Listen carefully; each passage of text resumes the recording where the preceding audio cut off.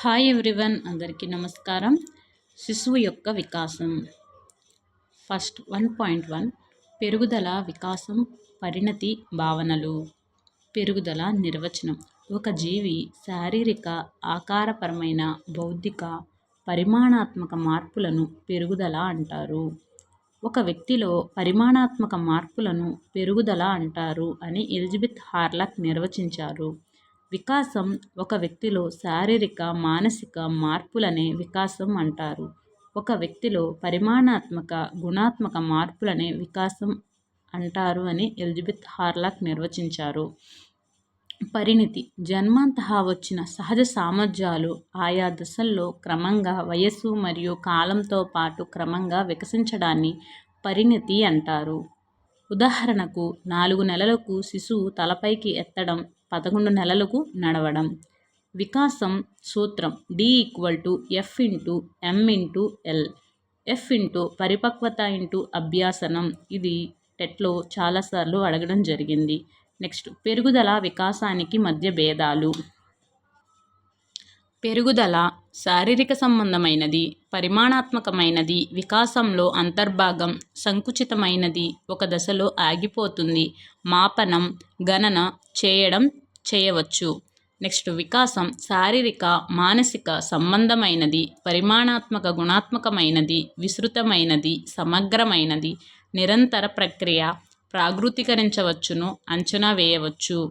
అలాగే వికాస సూత్రాల గురించి కూడా మనకి టెట్లో బిట్ అడగడం జరుగుతుంది. వికాసం క్రమానుగతం లేదా ఖచ్చితమైన నమూనాను అనుసరిస్తుంది. వికాసంలో జరిగే మార్పులు ఒకదాని తర్వాత మరొకటి వరుస క్రమంలో జరుగుతాయి. పాలదంతాలు ఊడిన తర్వాత శాశ్వత దంతాలు రావడం అనేది వికాసం క్రమానుగతం లేదా ఖచ్చితమైన నమూనాను అనుసరిస్తుంది. నెక్స్ట్, వికాసం సంచితమైనది. వికాసంలో జరిగే మార్పులు హఠాత్తుగా జరగవు. గతంలో జరిగిన మార్పులు చేర్పుల ఆధారంగానే ప్రస్తుతం జరుగుతుంది. వికాసం 3. వికాసం నిరంతర ప్రక్రియ, అవిచ్ఛిన్న ప్రక్రియ, అవిరళ ప్రక్రియ. సంయుక్త బీజకణాలతో మొదలైన మానవుని జీవితం మరణించే వరకు నిరంతరం కొనసాగుతూనే ఉంటుంది.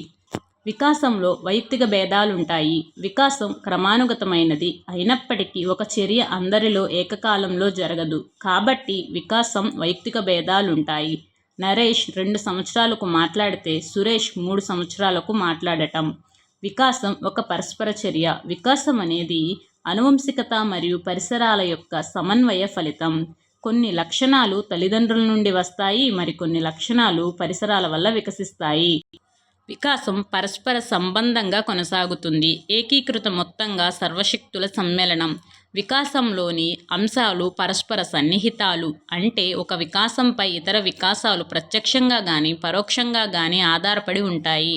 మానసిక వైకల్యం గల వ్యక్తి భాషా వికాసంలో వెనుకబడటం. నెక్స్ట్, వికాసం అన్ని దశలలో ఒకేలా జరగదు.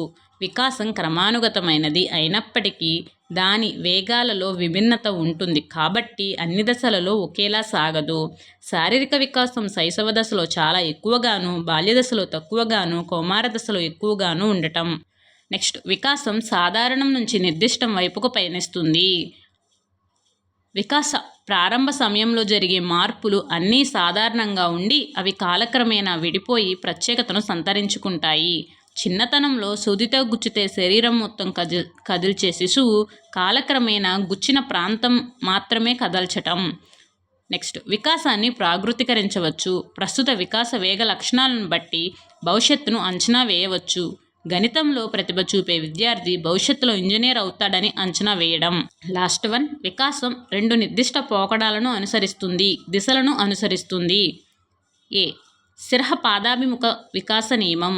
వికాసం తల నుండి ప్రారంభమై క్రమంగా పాదాల వరకు విస్తరిస్తుంది అని తెలిపే నియమం. దీనిలో శిశువు మొదట తలను నిలుపుతాడు, తరువాత నడుము నిలిపి కూర్చుంటాడు, చివరికి కాళ్లను కదిపి నడవడం, పరిగెత్తడం చేస్తాడు.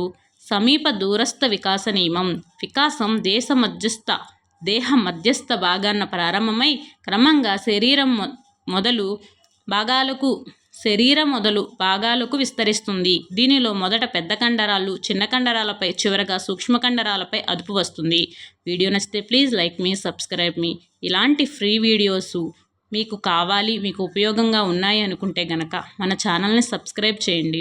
మీరిచ్చే సబ్స్క్రైబ్, మీరిచ్చే లైక్ నాకెంతో ప్రోత్సాహకంగా ఉంటుంది. థ్యాంక్ యూ సో మచ్ అండి. ఫ్రీ వీడియోసేనండి, ఫ్రీగానే చెప్తాను, సరేనా?